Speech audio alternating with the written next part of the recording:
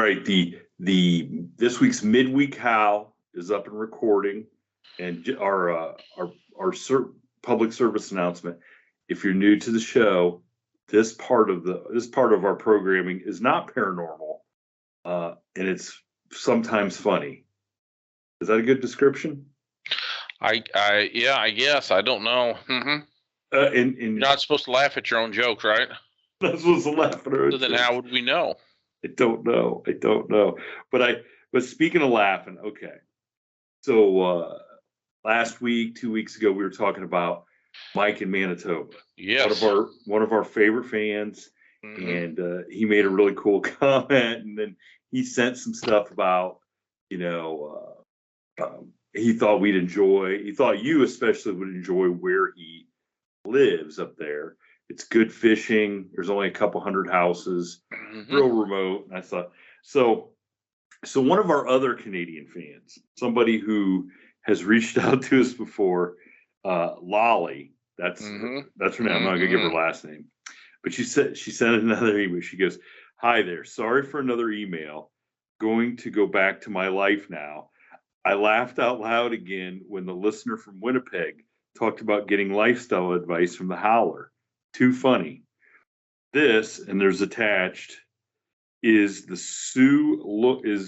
Sioux Lookout, Ontario, just a few hours drive east of Winnipeg, Manitoba. My cousin lives there. It is about the same in Fahrenheit, minus 38 degrees. If the plane crashes here, you'd be expected to chop wood. Lolly in Sudbury, Ontario. Sent me a screenshot with minus 48 degrees when she sent this. Lolly is a listener and a fan who, at one time, I think we were talking about jumping out of an airplane or the plane crashing. Yeah, and I said it went right up Thunder Bay, Ontario. Yeah, it does, because it runs right up to the North Shore. And Lolly was saying that she thought that if you and I crashed in her town, we might be considered eligible bachelors. So we've got that. Well, by golly, I've got to keep that in mind in case I ever do get rich. I don't want to be famous. I could go hang out at not Sioux Lookout. What did you say? Thunder Bay? She's in Sudbury. I asked her to send a picture of her fish house.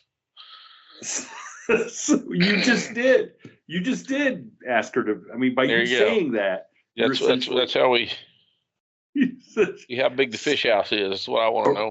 Are we like planning our escape to? I can't talk about it because if I want to just disappear. I want to take my sack of money. If I'd have won, I bought a Powerball ticket the other day. Again, and I thought, man, what am I going to do if I win a couple $100 million? Once I get new tires on my truck, I'm about bought out everything I need. But that'd be perfect, and I could just go up to Canada and hide. Be like that. What was that Bronson movie, Death Hunt? You know what I'm talking about? With Lee Marvin. We're all of Tonka. We're half of Bronson's movies with Lee Marvin. Well, why not? So you'd go north instead of going south? I don't know what I would do. That's what I'm saying. Maybe I go north and throw them off the trail. I just can't.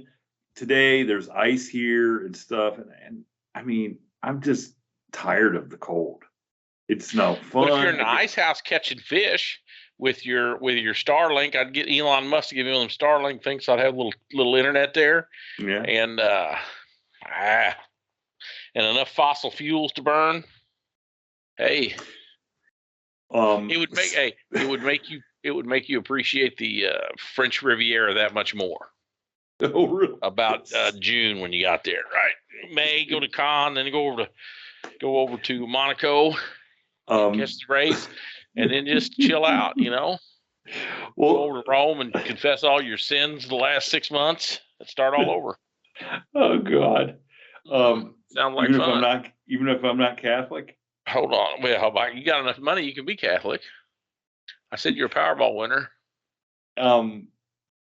Yeah, but I might just have to do that, irregardless of whether I win or not. And we just put a C and I after, so it'd be Grovici or something, and you just Speaking of being up there in the cold, how about that article I sent you about the guy that bought the wolf suit?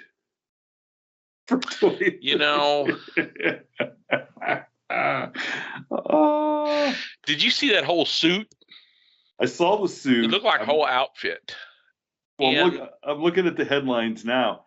It says, I paid $23,000 for my wolf suit. Now I'm free of human relationships.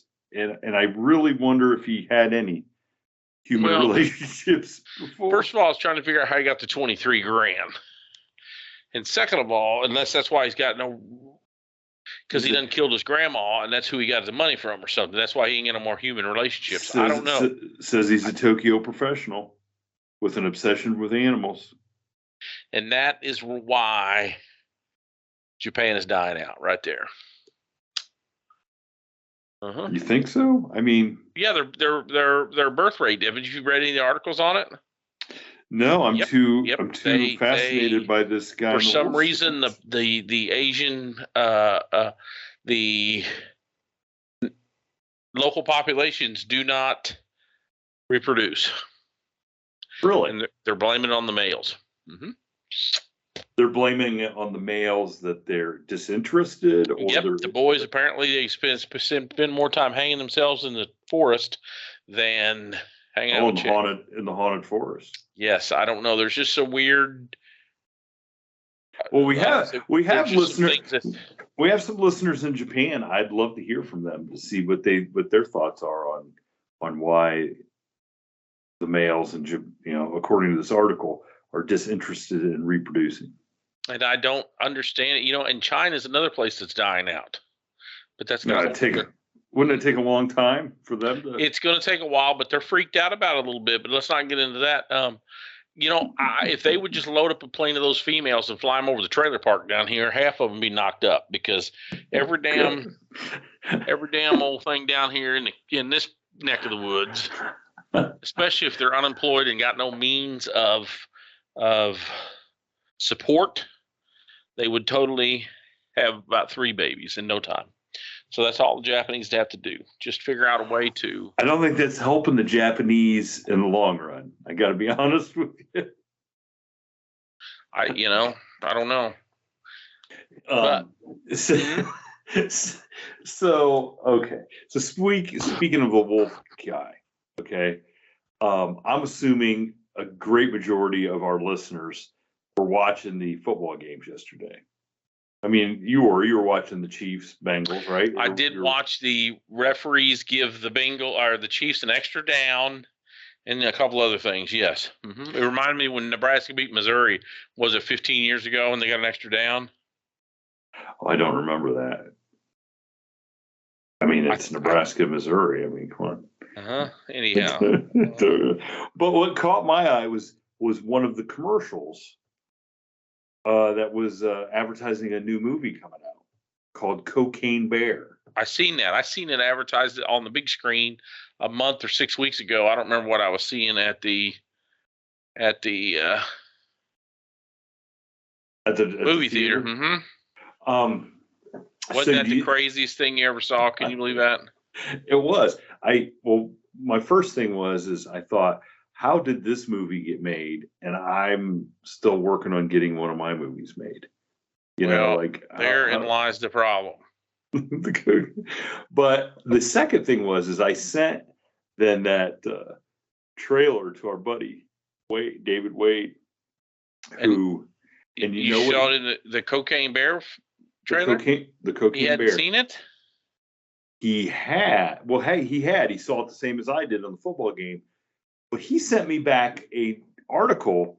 Do you know? So once the Cocaine Bear because they found him dead. They found the bear dead. So the story is this Thornton guy was from a famous family in Kentucky, right? It was Kentucky. Oh, Tennessee. I mean, they're just like the Wonderful Whites. Was his mama maiden name White or anything? No, it wasn't famous like that. It was like a real like family that had money and it was But anyway, so he was bringing drugs from Mexico in the plane. And I forget what happened, but a bunch of the cocaine ended up getting tossed off the plane, and he jumped off the plane, hit his head on the tail section, and didn't get his parachute opened up till it was too late.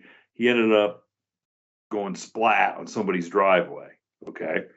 So 75 pounds of that cocaine ended up in a duffel bag somewhere in the woods that the cocaine bear ingested. Okay. Now, the movie, of course, I don't believe has anything to do right. with, Yeah. Because the bear, apparently, they just found dead because it had eaten all that. Which would happen. Yeah. But so the bear then, as would happen in Kentucky, ends up getting stuffed as a kind of attraction. And at one time, Waylon Jennings owned the cocaine bear. And so Wade sent me the article that detailed how Waylon got a hold of it. I thought maybe Waylon was the cocaine bear. Well, I think that was why he bought the cocaine bear, because he thought it was kind of funny, because apparently he partook quite a bit in cocaine. Have you read his biography? I have not. Is that what was he too bad in coke? I don't think he talks about doing it, but there was certain place he talked about the cocaine bear. He had a delivery to the studio, and the DEA or the cops, now they were pretty in their infancy back then. Anyway, he was in the bathroom with 2 keys of cocaine, and they were in the studio, and I think they had a bathroom off of the, like when the cops came in to raid it, they were stuck in the behind the soundboard. You know what I mean? Right. He was, and then the band was out in the studio, and they could see through the glass. But Jennings went there because there was a bathroom off to the side, and they didn't know he was in there. Well, it was wired for sound, so whoever was on the board flipped the mics around so they could hear the band could hear what the cops were asking. Does that make sense? You know, yeah. Okay. So that give him enough time to dump 2 kilos of cocaine, which was back in them days it's a lot of today, but it was in the 70s or 8. You know, I think it was in the 78, 81, something like. It was just an absolute, like a week's worth of work for somebody like him that made a lot of money or something. And he was able to get it. And then they tried to give him possession on the residue in the on the bag or something. There was something screwy, but he got out of that one. And he had a few close calls. I'll tell you how many close calls he had. He was Entertainer of the Year. He talks about being Entertainer of the Year 2 years in a row. Like 74, 5 or 5, 6. Does that sound about right?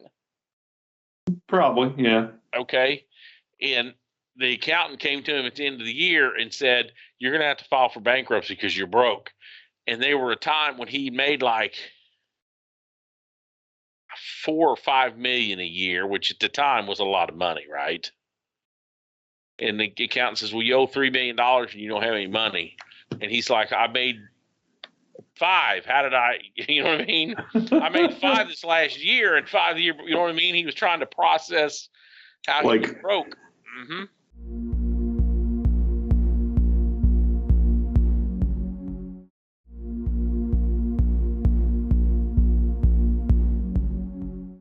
That is a lot.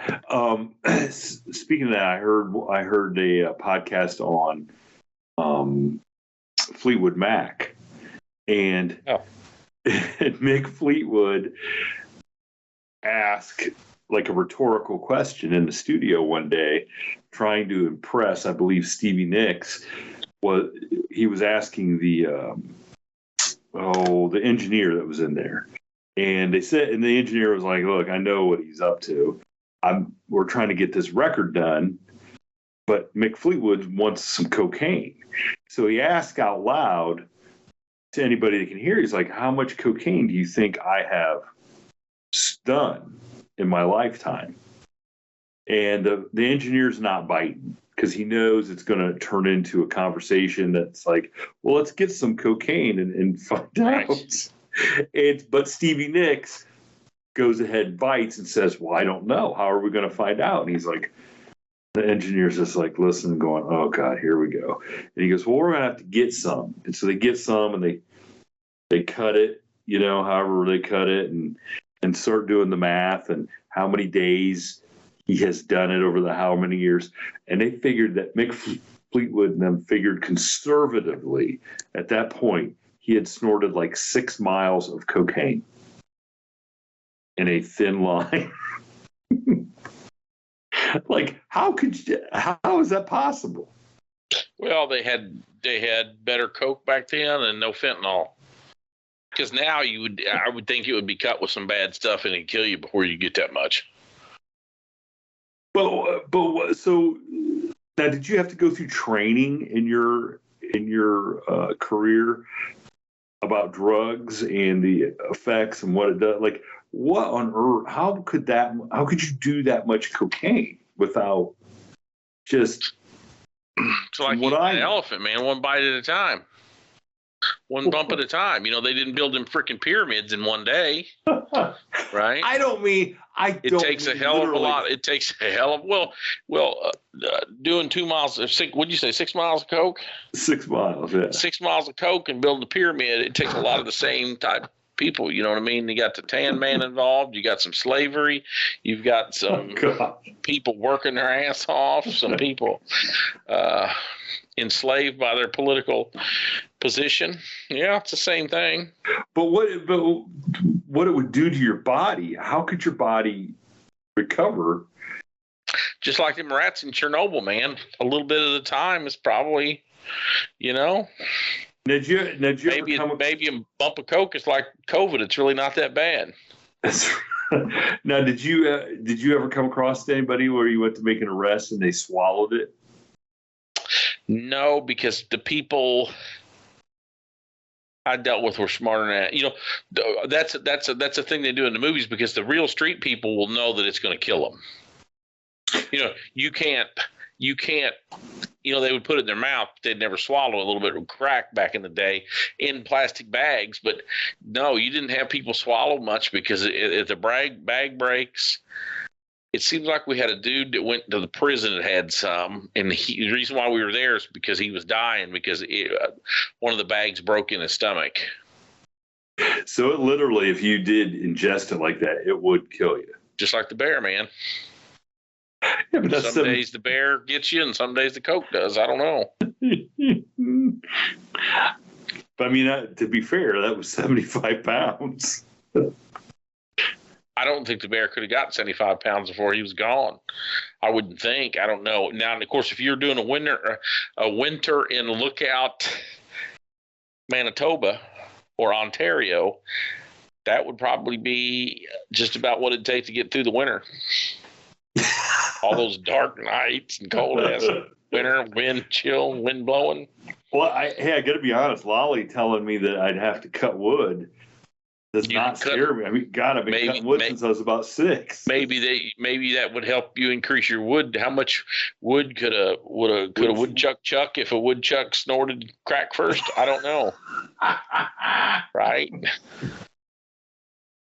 Oh, because what did I read? I read about something where they were doing that to increase their output, and I don't remember. Of course, it's always been around for the music industry, but the woodchucks were using coke to increase. No, I mean people, right?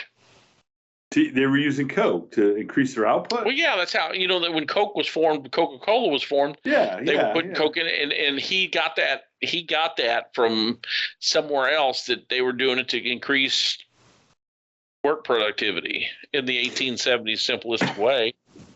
Well, I mean, it was supposed to keep you sharp and alert, right? I'm sure it does. They say. I mean, I listened to somebody on Marin talk about how paranoid it makes you, and sometimes it's true. So what he was saying is normally when you do a bunch of rails that the sirens and the police are in your mind. This particular actor, I won't say his name because I like his acting, said in my case they were always true. It really was the cops telling me to get on the ground. Oh man. Mm-hmm. Yeah, I don't. I guess two guys that really have never used drugs shouldn't be probably even having a discussion about drugs, right? I don't know. We could talk about bears. Have you ever hunted bears? I had the opportunity several times. I didn't because I kind of think they're cool creatures. I've ate some bear. And I'm talking the four-legged kind of bears. Maybe some two-legged too before I was married, but yeah, they're common for guys up there in Minnesota and Canada. They shoot them and then they cook them, and it's kind of greasy like pork, and it reminds me a lot when you're cooking raccoons. It's got that same. I've never cooked a raccoon. I've never had raccoon. Well, that's because you're living in the future, not the past. Biden stays in office a few more years, you'll be eating them if you can find one. Raccoons. Yeah. Okay. Yeah, food you won't be able to afford. Your post office salary. They're raising the stamp again.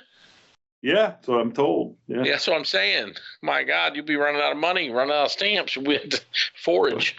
We are 65 cents. Does that sound right?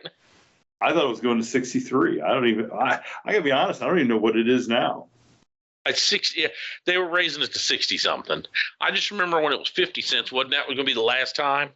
Buy some Forevers. Isn't that when they put in the Forever stamp? Because that was going to be the last time. Well, no, I think they. So I knew people that went down and bought rolls of stamps. So by God, the next time I'm going to have them. I'm going to save that dime, 13 cents. People do that. Money. People do that, and it's amazing because I don't know that many people mail letters with stamps on them anymore. No, but by God, if they want to, they can because they got the stamp. Yeah, or they can put like 3 books of stamps on a box to send it. That's what it takes. I mean, it's 63 cents, I think, for a stamp, and you can get like one of those boxes for like $5. So why would you? I mean, that's not that big a leap in my mind from 63 cents. You mean flat rate box? Yeah, flat rate box. I do everything flat rate box. Yeah, I've picked up some flat. See, we used to have this guy that was right next to the post office, and he had a garden shed. Okay, and every day they'd bring over, and this was when those flat rate boxes first came out, and it was $5, I think then, right? $5. Yeah, probably for the little one. For the little box, and they'd bring over these boxes. I could barely pick them up.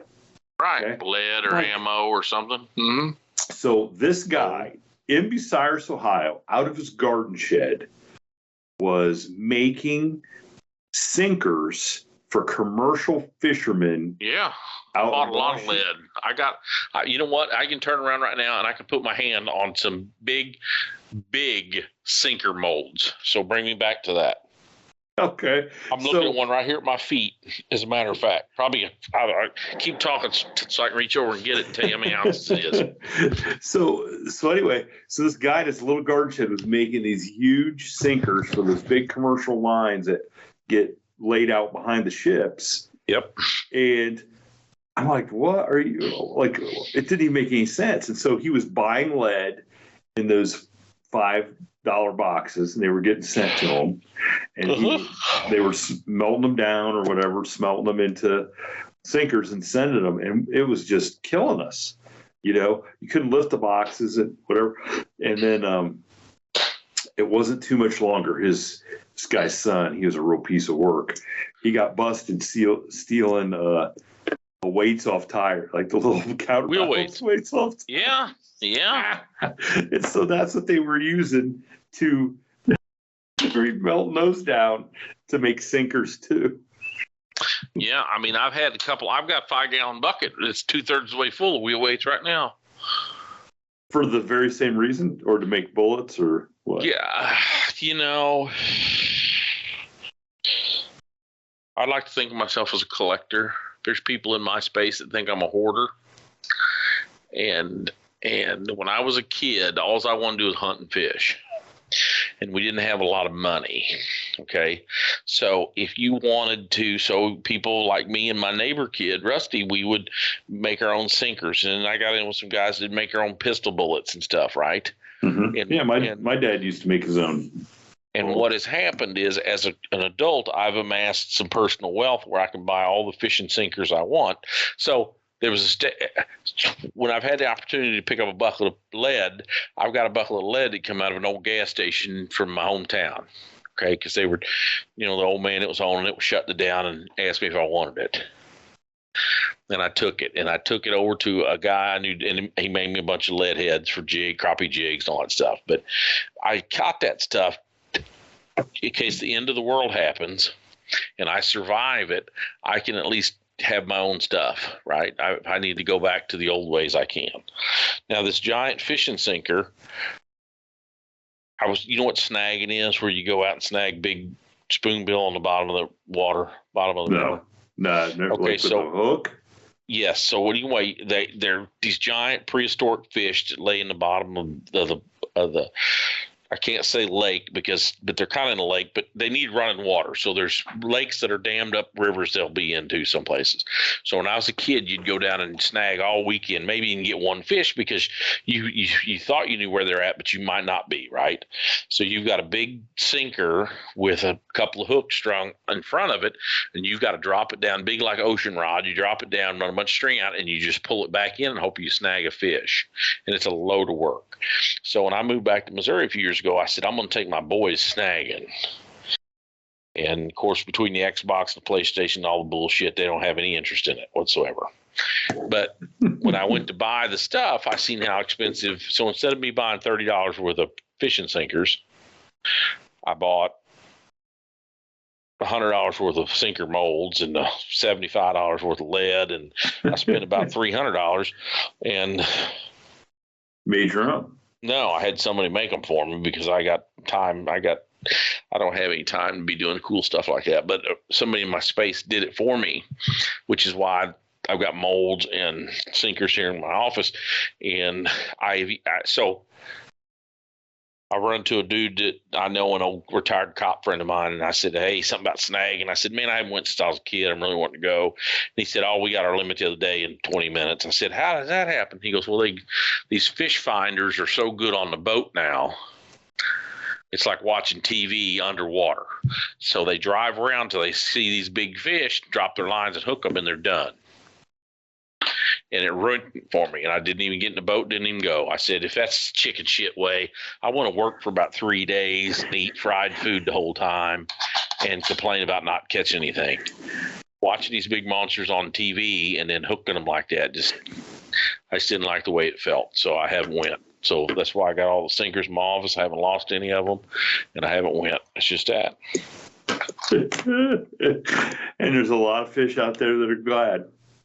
Well, yeah, so that's right. Just one more thing, technology's ruined, right?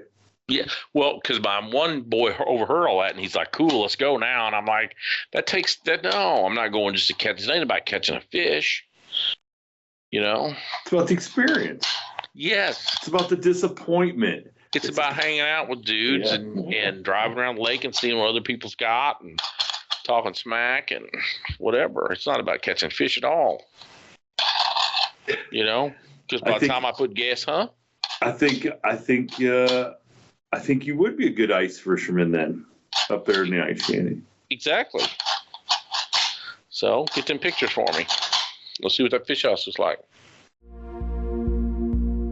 Thank you for tuning in to this week's episode of the From the Shadows podcast. Until next time, never shy away from the darkness or what may be lurking in the shadows. We are out. God only knows what's hiding.